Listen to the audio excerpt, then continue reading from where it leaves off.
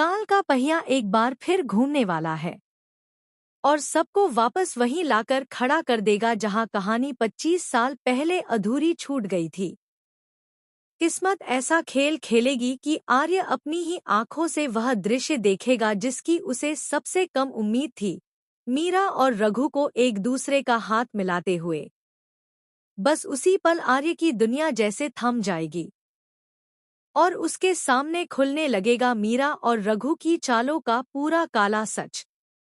जी हाँ दोस्तों, तुमसे तुम तक का आर्य वाला ट्रैक अब एक नई आंख पकड़ चुका है और आने वाले एपिसोड इतने धमाकेदार होने वाले हैं कि दर्शक अपनी सीट से उठ ही नहीं पाएंगे। आखिरकार वह क्षण आ चुका है जब आर्य की आंखों से पर्दा हट चुका है और उसे साफ साफ दिखने लगा है कि अनु को फंसाने के पीछे किसी और का नहीं बल्कि मीरा का हाथ है। वही मीरा जो हमेशा मासूम बनने का नाटक करती आई थी। असल कहानी शुरू होती है उस कॉन्ट्रैक्ट से जो बड़ी मुश्किलों से अनु को मिला था। पूरा मोहल्ला, सारी महिलाएं और यहाँ तक कि आर्य खुद भी अनु की मदद के लिए आगे आ चुके थे। सब लोग उम्मीदों के साथ खाना तैयार कर रहे थे ताकि अनु का पहला बड़ा ऑर्डर शानदार तरीके से पूरा हो सके। लेकिन इसी बीच मीरा ने खेल दिया अपना सबसे खतरनाक दांव। उसने चालाकी से पूरा मेन्यू बदल दिया।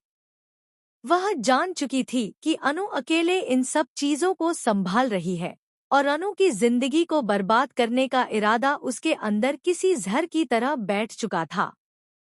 मीरा ने हर हद पार कर दी थी।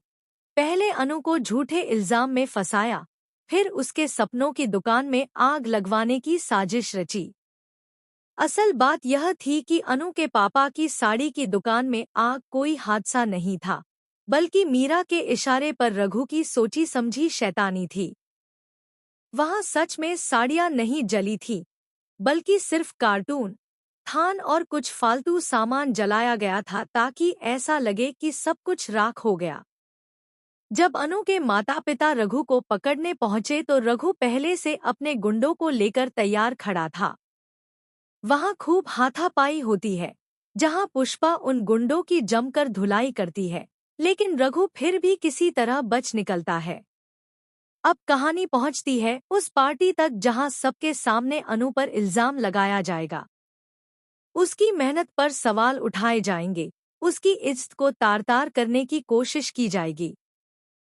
अनु तो टूट ही जाती है, लेकिन उससे ज्यादा टूटता है उसका परिवार और सब।